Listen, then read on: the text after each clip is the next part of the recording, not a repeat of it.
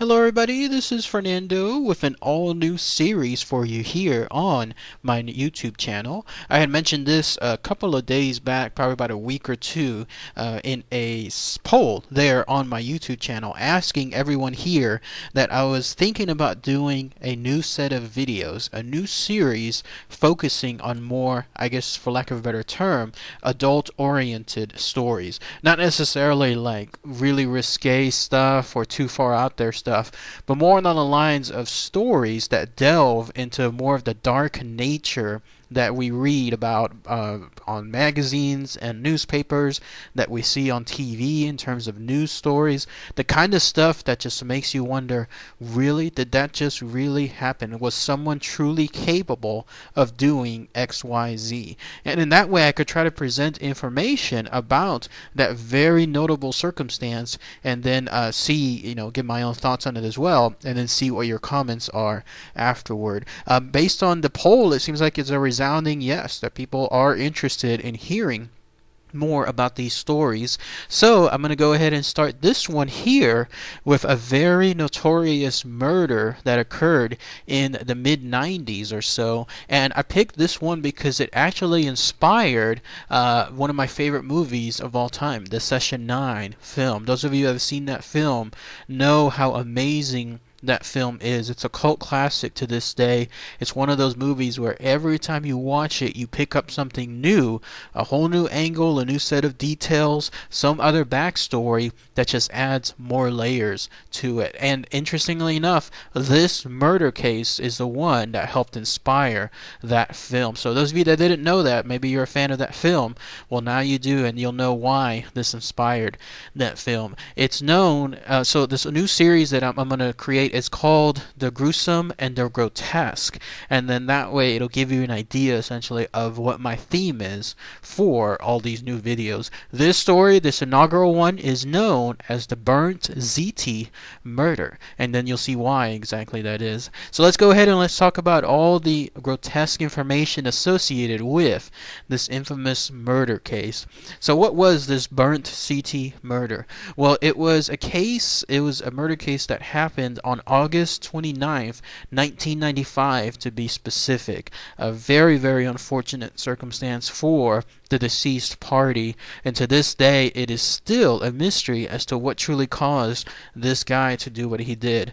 His name was Richard Rosenthal. He was someone who, for all intents and purposes, was just your average, normal, like American man. Like, he was someone who had a pretty wealthy job. He had a prominent position within an insurance company. In fact, he was a highly paid executive, no less, so he wasn't necessarily someone you would immediately think of when it came to this murder case. And he had a wife as well. She was the one that was unfortunately the receiving end of this unfortunate circumstance. Her name was Laura Rosenthal. I didn't for everything I could find out, it seems like they just had one child, in this case a 4-month-old baby girl at the time. But what it seemed like, everything was just a-okay when it came to their life. There was no info that I found in terms of neighbors stating that there was weird thing happenings at the Rosenthal's home, like yelling or screaming, fights, or just whatever else that leads, those red flags that people start wondering something else bad might happen in that household. So when this situation happened, it just completely just took the entire town by surprise, and to this day again remains a very notorious mark within the town itself. By the way, where this happened is Framingham, I'm sorry. I believe that's how it said. Framingham, Massachusetts. Small town, it seems like your average all-American town. Not large, just a small community feel. So the fact that this occurred there goes into more details. I should advise everyone out there too, the reason why I call this the Gruesome and Grotesque series is because of the details I'm about to mention on what happened, and hence why it's more of an adult-oriented type series. So this is what occurred. August 29th, 1995. It seems like Richard Rosenthal was there at home with his wife Laura, And either A, she was cooking him some food. I think it was some ziti, if I'm not mistaken. By the way, if I'm saying that wrong, please post it in the comments. I know that y'all love doing that too sometimes. So I always love seeing like if I might have accidentally mentioned something wrong, but I'm thinking that's how it's said. And either A, she burnt it, or B, he was cooking it and he in turn burnt it. But that was it. It seemed like the entire normal household, all the cookie cutter stuff that you would expect from an all-American household, ended right at that point, because for whatever reason Richard Rosenthal, after seeing that burnt ziti, ended up strangling his wife, taking his wife's body, like in this case he just immediately strangled her to death, took her out into their very own backyard, presumably at night, considering what he was about to do next was never detected by any of the other surrounding neighbors while it was happening. So he took her body out into the back, and then with a rock he ended up actually smashing her face like beyond recognition. You can just imagine it, like 1 pound after another onto her poor face until practically like it was just completely gone. But he did not stop there. He ended up taking something, I don't know if it was a knife or it was something else, and ended up dissecting part of her body. And if you thought it was over there, nope, and ended up with this, and this is the most infamous act. He took out her own heart and lungs. Again, this is all happening in the backyard of their home. He took out her heart and lungs and then made like a makeshift stake. I think it was with some twigs or some kind of sticks that were nearby that area. He made a makeshift stake and then placed the hearts and lungs right there on top of it. Left it there, no less, too. He just pretty much ended up doing that. It seemed like almost as a gesture or some kind of trophy when it came to this murder. Can you believe that? I mean, this guy, Richard Rosenthal, who you saw the picture of just a little while back, this was a guy that ended up doing all of that all at once, just snapping right at an instant, and then doing all of this to that very poor woman, to Laura Rosenthal. Well, right after that happened, he ended up concealing her body with some kind of mulch. I guess it was from some leftover yard work that he might have done. Then nonchalantly just took a shower as if nothing else happened. Ended up taking his 4-year-old baby girl, who no doubt was oblivious to everything that was happening at that time. Ended up taking her into his car, put her in a car seat, and then drove off along with a case of diapers. It seems like to make sure that she was going to be well taken care of. And depending on the story, because I was reading about the Session 9 thing, it seemed there was one point where the director, he might have been misquoting, but he was stating that he went back to work for a couple of days. I didn't read that information here. Instead, it was more along the lines of he actually just ended up following just some random car while he was driving around, follow that car all the way to their house somewhere in Marlboro, and then passing by that car, no doubt with the people inside them almost freaking out, realizing this guy has been following them for so long, made these comments about gun control, just spouting it out. And when that happened, they in turn alerted the police.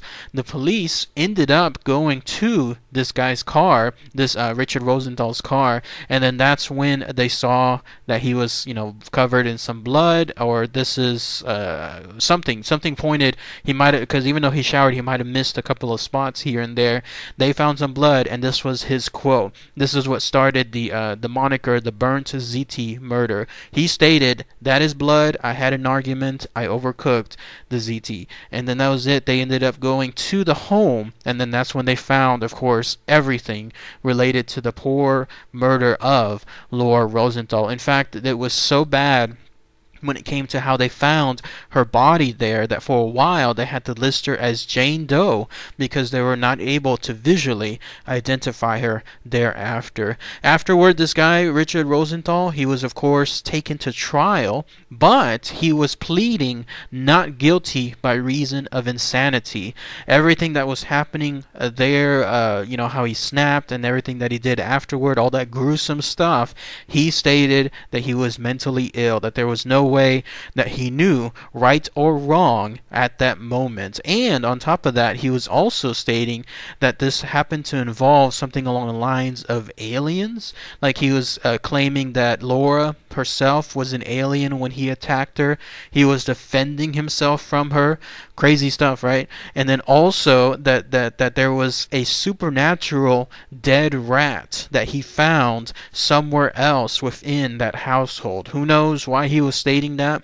If he was truly mentally ill or not, but the idea was that rat was telling him or something, some kind of prophecy related to what he had to do to Laura Rosenthal. This was his defense. This was his lawyer mentioning the very same thing, trying to get both the judge and or the jury to side with the mental illness. Eventually, though, after I think about a year of trial, like from start to finish, it ended with the jury deliberating, I think, for about 18 hours, if I'm not mistaken.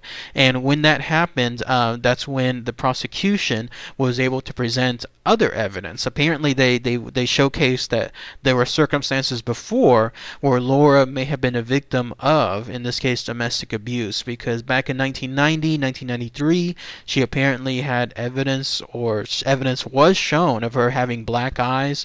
And so this was just domestic abuse after domestic abuse, which ultimately culminated in that fateful night. And then afterward, everything on November 7th, 1996, the jury finished their deliberation.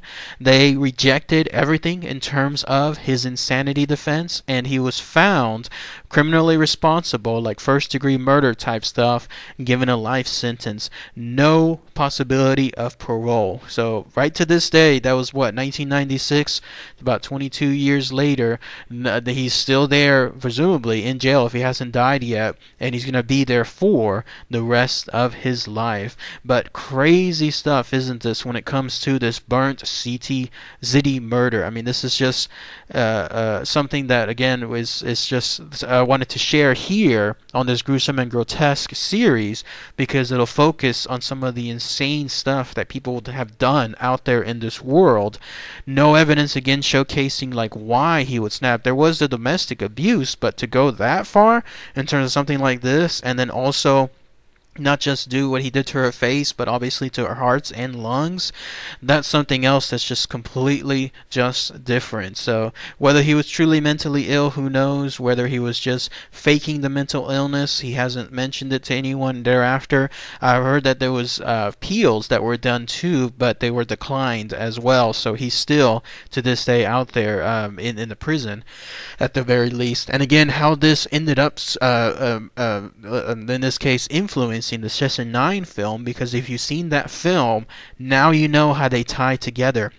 Because both films have to do with, in this case, the main character traveling to a location, and then little by little throughout the film, you start realizing that something bad happened in his life. And before you know it, like in a plot twist ending, big spoilers here in case you haven't seen it, before you know it, it turns out he had already ended up killing his wife, when throughout the entire movie it made it seem like he was trying to save his marriage. No, he had already killed her, and it ended up being with the cause, in this case, of her spilling something like really, really hot from some food onto him, and then him just snapping just like that. And so he ended up killing her, and then also killing the baby, if I'm not mistaken. And the movie goes even further by stating that it was the insane asylum that they were working on that kind of influenced it, but if so, it may have done it backwards. Like, in other words, there was some supernatural force that was causing him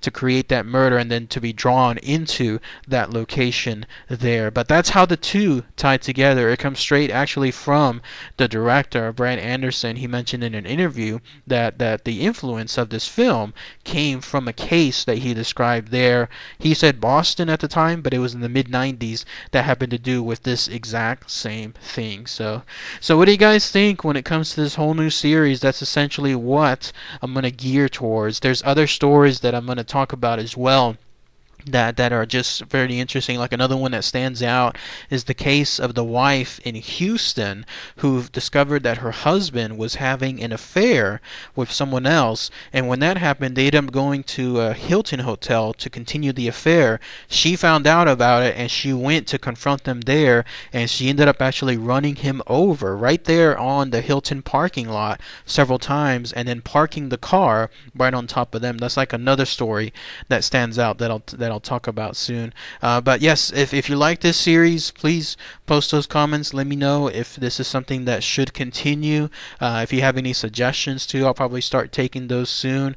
But as far as this case here, this Burnt Ziti case, what are your thoughts on that? What do you guys think? What would have caused this guy to do something like this? Was it something along the lines of him being mentally ill? Was it domestic abuse? Was it something else? Paranormal? Something else entirely different, like the Session 9 film alludes to. It even alludes on the Session 9 that it could be the infamous genius Loki as well. I would love to hear your comments with regards to this too. So, alright everybody, thanks again as always. Take care.